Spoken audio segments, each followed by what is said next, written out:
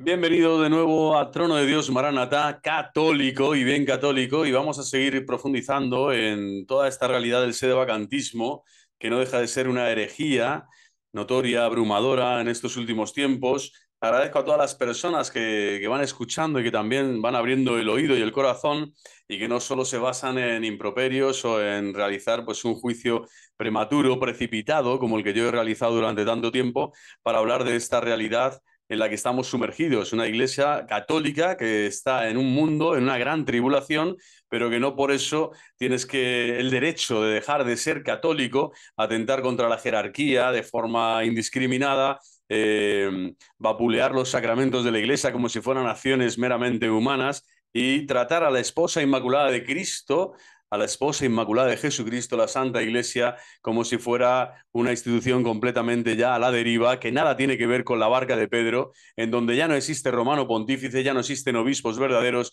y ya no existen sacramentos que realizan la salvación en nuestra alma, en nuestro corazón, cuando lo recibimos con la fe y dispuestos en este deseo de ser santos, como solo Dios nos pide el ser santos, a imagen de Jesucristo, nuestro amado Redentor. Bueno, vamos a continuar realizando este análisis de este documento fantástico del Padre Francisco. Y bueno, decía básicamente en este documento estamos viendo la parte de razonamientos donde ya estamos viendo que hay un bucle lógico insoluble según una de las doctrinas, ¿no? O una interpretación de las doctrinas de San Roberto Belarmino, y que esto al final cae en un bucle contradictorio, ¿no? Porque en primer lugar no se puede meter en la tesis lo que sería su misma demostración, porque eso es una petición de principio. Y en segundo lugar, no se puede eliminar la posibilidad de falsación empírica de aquello que, en cuanto empírico, el hecho de la contradicción magisterial es por definición falsable empíricamente. Por último, la tratada teoría perdió todo posible sentido desde el Vaticano I, donde se estableció dogmáticamente que en el primado apostólico que el romano pontífice posee como sucesor de Pedro, príncipe de los apóstoles, sobre toda la Iglesia, se comprende también la suprema potestad de magisterio. Esto hay que remarcarlo, escucharlo, analizarlo y comprenderlo, porque es lo que diferencia a la Iglesia Santa de Dios, que es una institución divina, porque el fundador es la persona divina, la segunda persona de la Santísima Trinidad, nuestro Señor Jesucristo, de cualquier otra institución donde no existe un primado, sino un poder que se da temporalmente a una oligarquía o a un individuo o a un presidente de turno. Aquí se trata del primado apostólico del romano pontífice, elegido como sucesor de Pedro por el Espíritu Santo, que es quien guía y gobierna la Iglesia, y sobre toda la Iglesia tiene esta potestad de magisterio. Continuamos en Dessinger, 1830. Eh, tenemos que remarcar, vamos a ver. Aquí estamos. El romano pontífice preside la Iglesia Universal por el derecho divino del primado apostólico. Por lo tanto, es de derecho divino. El primado apostólico es de derecho divino. No somos quienes nosotros para juzgar, ¿no?, cómo Dios ha planificado, ha realizado la obra portentosa de su santa Iglesia jerárquica, cuya sucesión y cuya jerarquía, cuyo primado petrino son de derecho divino. Son elementos constitutivos de la Iglesia, así como su santidad y los frutos de santidad, así como los sacramentos y la Sagrada Escritura interpretada por el magisterio autorizado de la Santa Iglesia. Bueno, el Papa está diciendo en este primado es el juez supremo de los fieles. Por lo tanto, las causas que pertenecen al fuero eclesiástico, todas las causas se juzgan por él. Puede recurrirse al juicio del mismo. En cambio, dice, el juicio de la sede apostólica, sobre la que no existe autoridad mayor, hay que remarcar esto: el sedevacante, las monjas de Belorado, no sé, el Rivas de turno, el Dayal de Pacá, el Viganó de última moda, no existe autoridad mayor y por lo tanto no son quienes ellos para emitir un juicio de valor, ¿no?, y mucho menos para definirle y denominarle, declararlo como hereje, cuando ni siquiera la Iglesia en su jurisdicción, en sus tribunales, tiene la capacidad de hacerlo, ¿no? Ni siquiera un concilio reunido tiene la capacidad de hacerlo, y por eso Jesucristo blinda en la figura del romano pontífice esta judicatura, vamos a decir, suprema sobre toda la potestad, también jurídica, jurisdiccional, la potestad jurisdiccionalis de la Iglesia. No puede volverse a discutir por nadie, ni a nadie es lícito juzgar de su juicio. Esto lo dice el magisterio de la Iglesia, es decir, el magisterio se blinda aquí completamente completamente, y esta es la verdad que tenemos que acatar con obediencia de fe, no una obediencia a secas, no una obediencia militarizada, vamos a decir sesgada, interesada, una obediencia de este mundo, ¿no? La obediencia que hablaba San Pablo, como decía el otro día, es la obediencia a llegar a una plenitud, a una completud, a un sentido mayor precisamente del conocimiento de Dios. Solo puedes conocer el corazón de Dios acatando en una obediencia filial, es decir, libre, con todo el entendimiento y toda la voluntad, lo que la Iglesia nos manda a hacer y nos manda a decir, ¿no? Acerca de su jerarquía y de dónde no puedes meter tus juicios ahí, tienes que quedarte callado, por lo menos, y después ya se valorará en el futuro. Puedes estar en esta tribulación esperando que haya nuevos movimientos en el fichero, en las tablas del Señor, que es quien lleva la historia de la salvación, no somos nosotros. El primer protagonista es Dios y el Espíritu Santo, y por lo tanto el Papa elegido en cónclave válido, etcétera, es el Papa y punto. Entonces, por ello se salen fuera de la recta senda de la verdad los que afirman que es lícito apelar a los juicios de los romanos pontífices a un concilio ecuménico como autoridad superior. Esto es el conciliarismo, que a lo largo de la historia se intentó, cuando había tres personas que decían yo soy el Papa, ¿no? Sabemos que solo puede ser uno el Papa, la Iglesia no es bicéfala, ni es, pues eso, no pueden haber dos, tres cabezas, solo puede haber una cabeza que gobierna junto con Cristo, Pedro y Cristo, y siempre visibles. Yo no puedo seguir en comunión espiritual con su santidad Pío XII en la comunión de los santos. Es una cosa adversa, ridícula, antinatural, ¿no? Lo connatural, lo lógico, el sentido común cristiano, el sensus fidelium te dice esto, que la fe se basa precisamente en esto. No hay ninguna autoridad en esta tierra, ni siquiera un concilio ecuménico, que son autoridades eclesiales válidas, para juzgar, ¿no? Al papado en su judicatura suprema, como decimos, que es de derecho divino. Esto es la teología católica.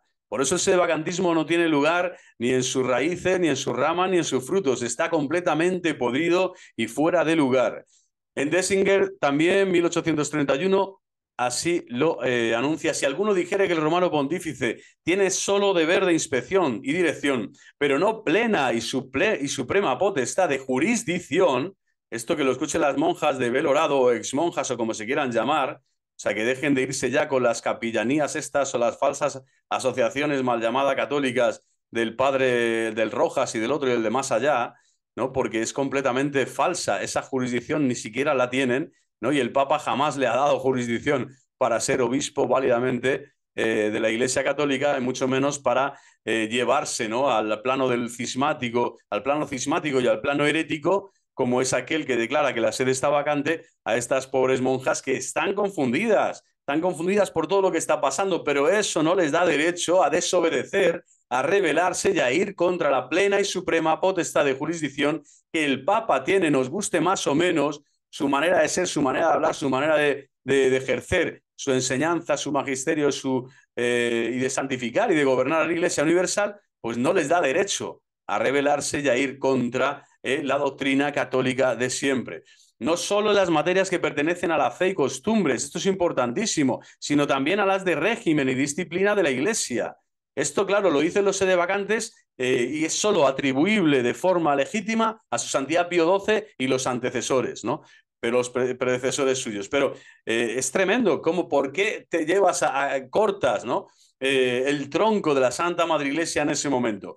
Que lo que pasó ha sido convulso, que el Concilio Vaticano II ha tenido interpretaciones nefastas, que hay teologías que se han querido sumergir y han querido confundirnos. Yo he visto toda esta problemática en este tiempo, pero que sea un tiempo difícil, un tiempo de encrucijada histórica, un tiempo donde las teologías no están tan definidas, no son tan escolásticas, tan férreas, tan basadas en la metafísica aristotélico-tomista, no quiere decir que ya no exista un régimen ni una disciplina y que el Papa ya haya atentado contra fe y costumbres de forma notoria, declarada y pertinaz, y por lo tanto se le tenga que llamar hereje, porque eso va contra todo el magisterio de la Santa Madre Iglesia. Y no lo digo yo, lo dice el magisterio de los papas y de los concilios anteriores a la Iglesia. Entonces, o que tiene parte principal, dice, pero no toda la plenitud. Algunos dicen, sí, tiene parte de jurisdicción, pero solo en esto, ¿no? En mi monasterio, no. En el monasterio velorado, en la orden religiosa tal, no. Estos tienen independencia jurídica, son autónomos, son tal. La autonomía viene de Satanás.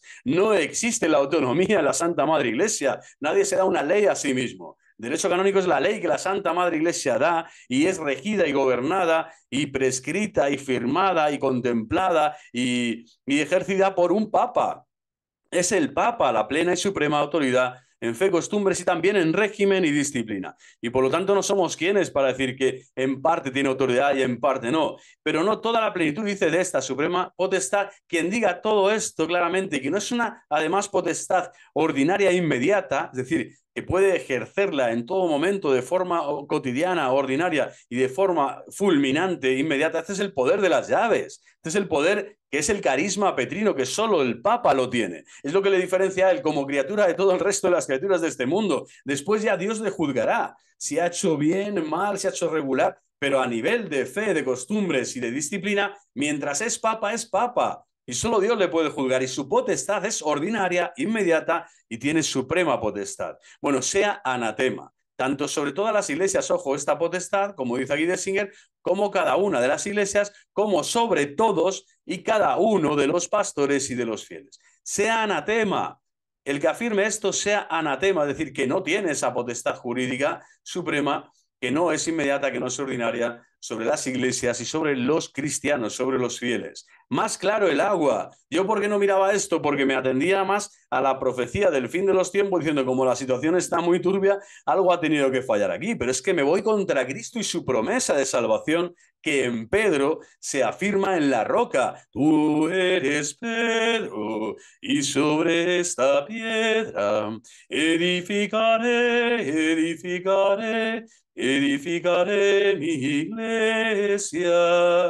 Y aquí aparece Pedro en el fondo con sus llaves. Aquí está la Santa Sede, que sigue siendo el Vaticano y sigue siendo la Santa Sede. Aunque haya políticas del Vaticano que no nos interesan o que no estamos de acuerdo, que son disonantes, que parece que no son armónicas con el magisterio de... No, o sea, no te corresponde a ti ahora mismo plantearte si la política es más acertada o menos. No tenemos todos los datos, no tenemos toda la información, no sabemos todo lo que se está gestando en cada dicasterio de Roma, de la Santa Sede. Nos falta muchísima información. Lo único que tenemos que hacer es, como ovejitas, obedecer. Obedecer y celebrar en comunión, por supuesto, con el Papa, y en este caso con Francisco I, aunque de momento hay cosas que a mí me rechinan, me revuelven, no entiendo bien, no las sé valorar, pero tengo que omitir mi juicio, ¿no? Sin quedarme, como digo, como San Ambrosio, nunca sin cabeza, siguiendo vigilante, siguiendo atento, pero lo que no puedo es caer en sede vacante, decir que no existe jerarquía, que no existen sacramentos, que la Sagrada y Divina Eucaristía ha dejado derramar las gracias santificantes en el cuerpo místico de la Santa Madre Iglesia, que ya no se edifica la Iglesia en la Eucaristía, sino en mis pareceres,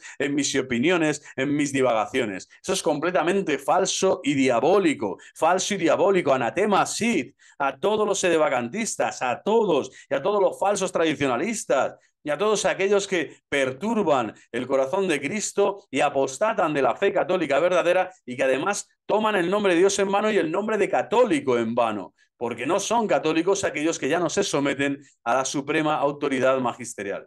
Bueno, la consecuencia es que la suprema autoridad magisterial se desprende la imposibilidad de efectuar ningún tipo de juicio sobre el magisterio del Papa.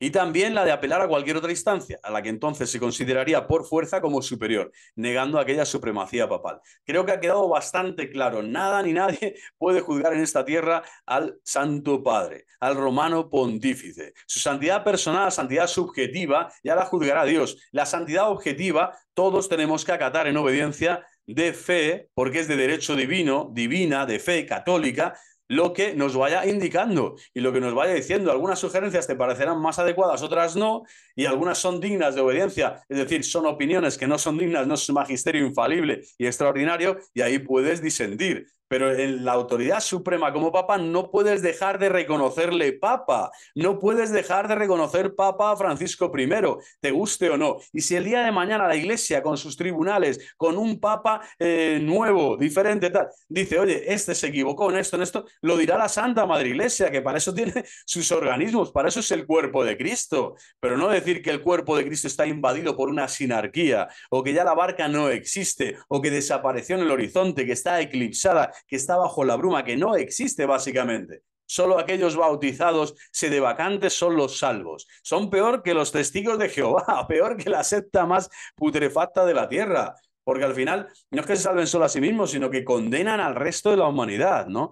Y la condenan bien condenada, pero especialmente condenan a aquellos que son autoridad, lo cual Dios nos perdone. La Santísima Virgen nos cubra con su manto y nos proteja a partir de ahora y seamos católicos de verdad. Por favor, que se salgan de este canal, que no me vuelvan a escuchar absolutamente nadie. No necesito a ningún sede vacante por aquí pululando, pero sí os pediría que al menos analizarais los hechos, independientemente de quién dice esto, quién es el instrumento que está diciendo esto en las redes, en este caso ahora soy yo, o mis contradicciones, mi historia, mi vaivenes, tal, que me podéis acusar, me podéis insultar, podéis decir lo que os dé la gana. El tema es que vayáis a los hechos, a los documentos, que analicéis, que profundicéis como yo lo he hecho para realizar un camino, porque no nacimos aprendidos. Yo he estudiado 10 años filosofía y teología y no sabía estas cosas así, tan básicas, con tanta claridad, hasta que uno no echa mano al Dessinger, va a los concilios, descubre que el Código de Derecho Canónico del 17 deja ya sin jurisdicción, por así decirlo, sin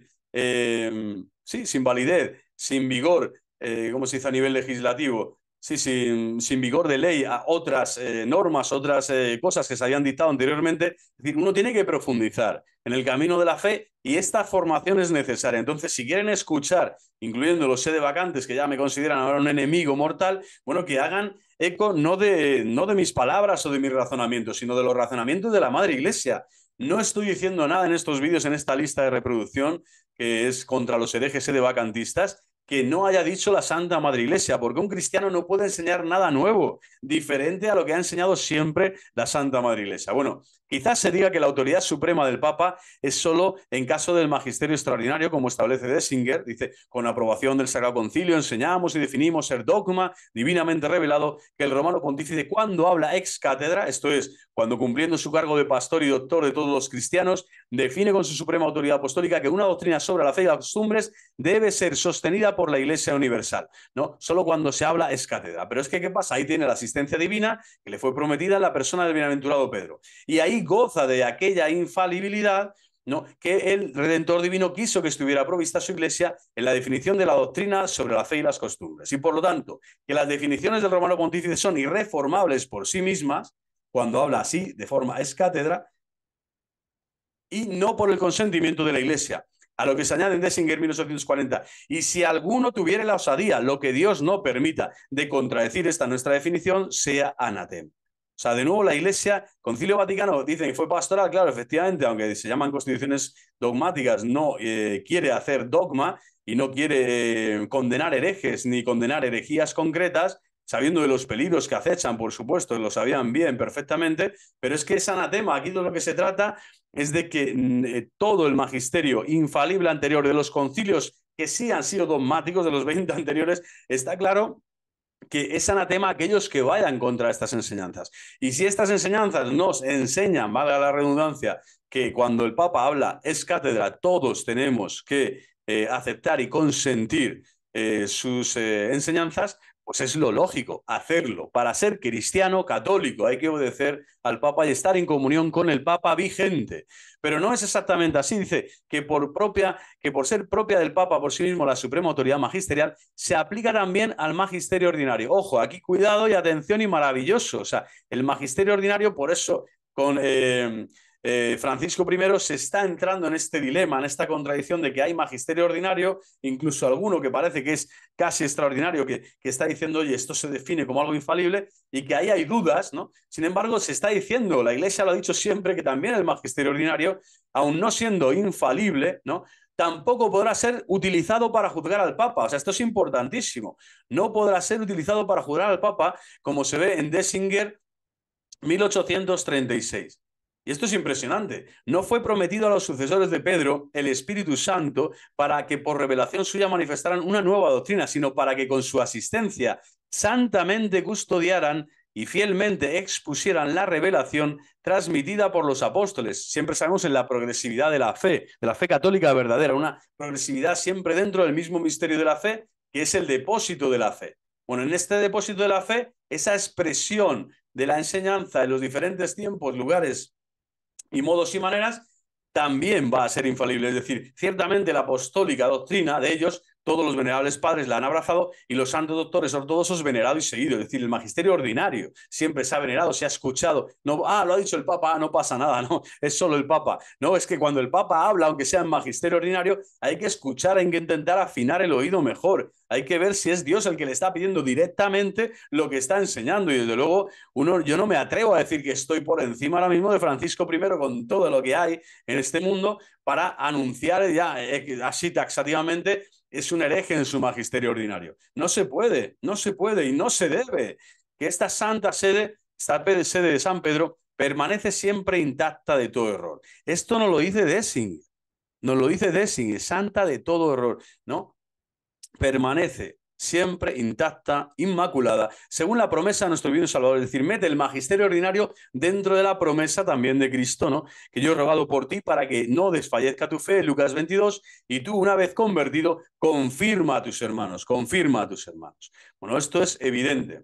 En Dessinger 1837 también leemos, y asumimos, leer es interiorizar, es leer dentro, ver el sentido, el significado profundo que tiene toda la teología pastoral del magisterio, toda la eclesiología en su grandeza, en este carisma petrino, como digo, que es fundante de la Iglesia, es un elemento constitutivo que ningún sedevacantista, ninguna persona de este mundo, obispo, cardenal o fiel laico, puede atreverse, ¿no?, a decir las barbaridades que se están diciendo habitualmente y cotidianamente, sobre todo a lo largo de este pontificado de Francisco I. Este carisma de la verdad y de la fe, nunca deficiente, fue divinamente conferido a Pedro y a sus sucesores en esta cátedra. Es decir, la cátedra y Pedro reciben directamente de Dios. Es Dios el protagonista, Dios Padre, Hijo y Espíritu Santo, quienes revelan, quienes custodian en primer término, quienes son los protagonistas, los guardianes principales del depósito de la fe. Porque son ellos los autores de la salvación. Es Dios uno y trino, Padre, Hijo y Espíritu Santo, quienes realizan el misterio de la salvación en las almas, a través de Pedro y de su cátedra. Entonces, para que desempeñaran, su excelso cargo para la salvación de todos, para que toda la grey de Cristo,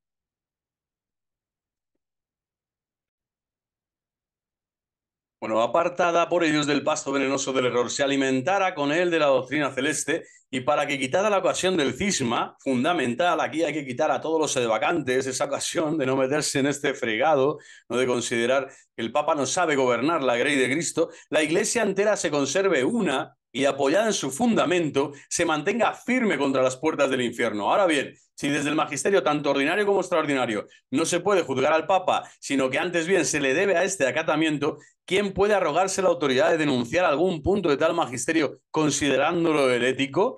Y aquí podríamos preguntar a Viganó. Viganó tiene problemas con los papas, no solo con este, con los anteriores también, a saber, en los líos turbios que estuvo metido, con tanto que acusa el tema homosexualismo, pederastia, no sé qué tal, tantas historias. Bueno, pero además son asuntos disciplinares adintra dentro de la Iglesia, que se tienen que barrer, como se dice uno, la basura se barre dentro de la propia casa, ¿no? Y son cosas humanas, cosas, fallos lógicos que puede haber en tiempo, en modo, en ocasiones, en intereses espurios que también se meten porque seguimos siendo miembros pecadores de la Santa Madre Iglesia. Pero de ahí llegar a caer en este abrupto, ¿cómo decir?, pozo sin fondo que es el ser cismático y herético sedevacante, ¿no? Y no reconocer que ya la autoridad de Pedro ya no existe, que no está, que no existe la jerarquía, etcétera. Bueno, es una barbaridad, ¿no? Aunque muchos dicen, sí, la jerarquía existe, la mía, la de mi sacerdote, mi obispo, cismático y hereje, ¿no? El lefebrista, el otro, no sé qué.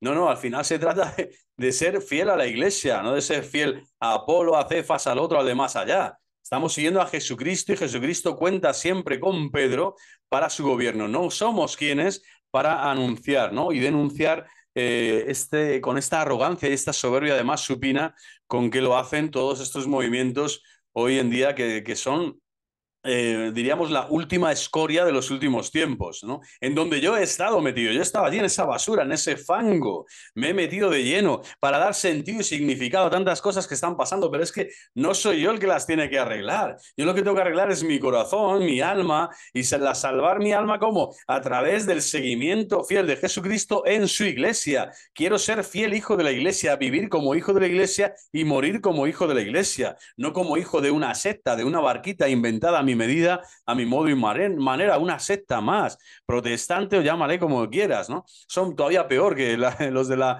mal llamada reforma protestante, los sedevacantistas, ¿no? Porque ya se atreven directamente a socavar los cimientos, los elementos constitutivos de la Iglesia Católica fundada por nuestro Señor Jesucristo. Ya lo hizo Lutero, ¿no? Pero esto ya es como el neoluteranismo moderno, sería todo el mundo sedevacante. Bueno, y aunque así lo llegara a hacer, dice, ¿acaso podría entonces levantar un tribunal y juicio contra el que, según se ha visto, no solo tiene la suprema autoridad magisterial, sino también la de jurisdicción? Es decir, aquí aún se dice con más claridad dogmática.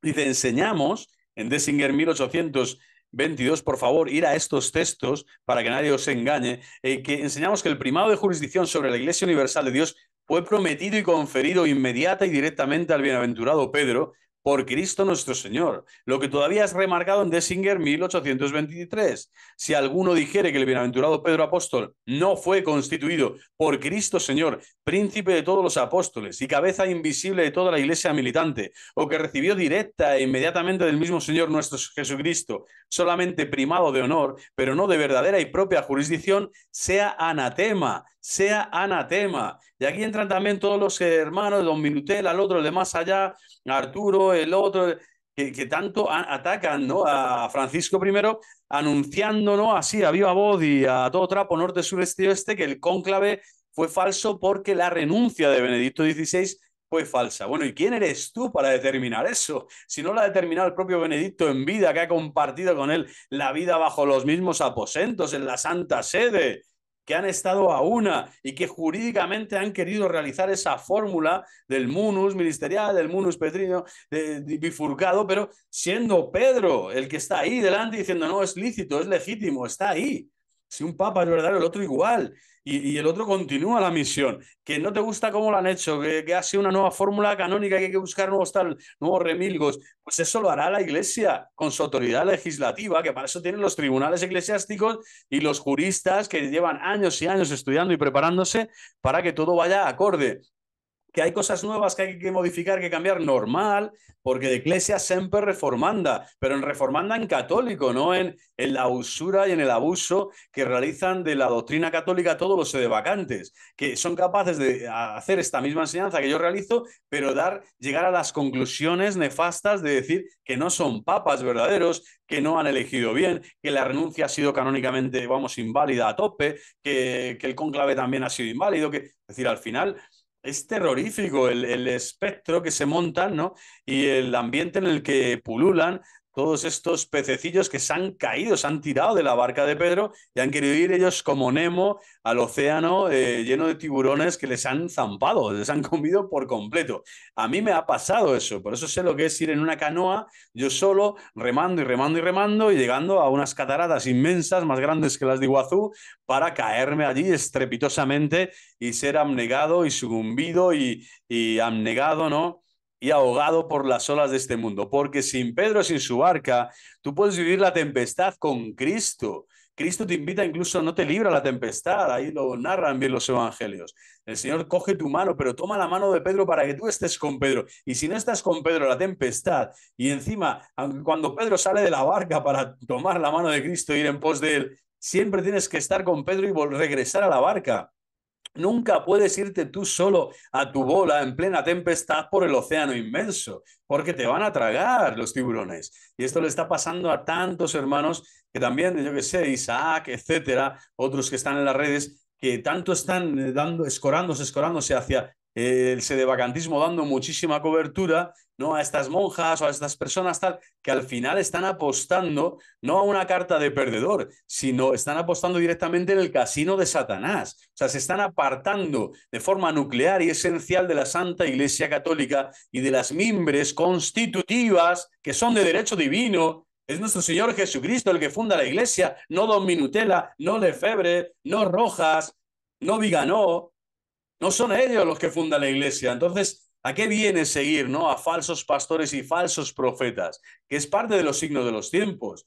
Y como digo, eso es de perogrullo. Cualquiera lo puede analizar con calma y centrarse en estos textos y decir, bueno, esto no me compete a mí, no me corresponde a mí. Yo voy a orar sin parar. Voy a cada iglesia que vea abierta, allí que voy a entrar. Voy a visitar el Santísimo sin parar. Allí donde haya una caja de oro, allí me voy a meter. Allí está el sagrario esperándome el Señor, escuchándome, mirándome, agradeciéndome, dándome las dádivas celestiales, divinas que necesita mi alma, mi corazón, para seguir siendo fortalecido en esperanza y en caridad y vivir esa fe recia en medio de la tempestad, pero con Él. Las iglesias siguen abiertas, aunque en un tiempo se cerraron, las iglesias siguen abiertas, los sacerdotes están ahí disponibles para la confesión sacramental y la comunión es real en cuerpo, sangre, alma, divinidad. El milagro eucarístico sigue existiendo, sigue dándose. El milagro eucarístico no es ya solo que emane sangre de la custodia, ¿no? Sino que es el milagro de transformar tu corazón con la gracia eucarística, sacramental, en estado de gracia recibida por el fiel con las debidas diligencias y disposiciones. Y esta es la verdad católica. Y de esta se han separado todos los sedevacantes y todos aquellos que siguen, vamos a decir, dando una de cal y una de arena, o que quieren ser falsos tradicionalistas, ¿no? Que ahora se marcan un triple mortal y piensan que además son la nueva iglesia, la nueva secta, que se llaman a sí mismos, se autodefinen, se autorreferencian y se autoproclaman como católicos, cuando son secta. Viganó es secta y todos aquellos que van contra Pedro son secta. Punto pelota. De ahí se sigue la conocida sentencia expresada en Dessinger 330. El juez no será juzgado. La primera sede no será juzgada por nadie. También en Dessinger 353, la sede suprema por nadie es juzgada. Perdón. Cuando la Iglesia expone con toda esta claridad este magisterio es porque es divina. Su fundador es divino y su magisterio está divinamente revelado. Y la Iglesia ha recibido el carisma para custodiar hasta que el Señor vuelva esta verdad de fe, que es que la sede suprema no es falible. Y además el Concilio Vaticano I ya lo sella en la figura suprema y en la autoridad jurídica potestad, en la suprema potestad jurídica del romano pontífice. Aquí lo dice, existe y existirá la suprema y preeminente autoridad jurídica de potestad y jurídica potestad de los romanos pontífices, que fueron, que nos que somos y de los que en adelante serán, por nadie pudieron ser juzgados, ni pudimos nos, ni podrán en adelante, sino que fueron reservados. Se reservan y se reservarán para ser juzgados por solo Dios, por solo Dios. Y veremos que esto es algo increíble, que el magisterio una y otra vez incide y reincide en esta verdad de fe divina y católica. El que no entienda esto, por favor, que sepa que ya está viviendo en una barquichuela, en una canoa agrietada, que se va a hundir, tarde o temprano se va a hundir. Por lo tanto, salir cuanto antes de la gran ramera en la que te encuentres, sea una secta llamada evangélica, sea una denominación nueva de estas miles que hay en Estados Unidos, en América, de sectas, no sé, pentecostales, el otro, el de más allá, donde no estamos hablando de que tiene que haber una comunión plena y un conocimiento pleno de la Iglesia, madre y maestra, de donde todo lo de Cristo, todo el conocimiento de Dios, del Verbo encarnado, lo hemos recibido porque somos hijos de la Iglesia, porque hemos sido incorporados a ella por el bautismo, y todos los bienes celestiales que recibimos de ella, desde que hemos nacido hasta que nos vamos de este mundo al Padre, se lo debemos a la Santa Madre Iglesia. ¿Quiénes somos nosotros para atentar contra Pedro, que es quien gobierna la barca, quien dirige la barca de esta Santa Madre Iglesia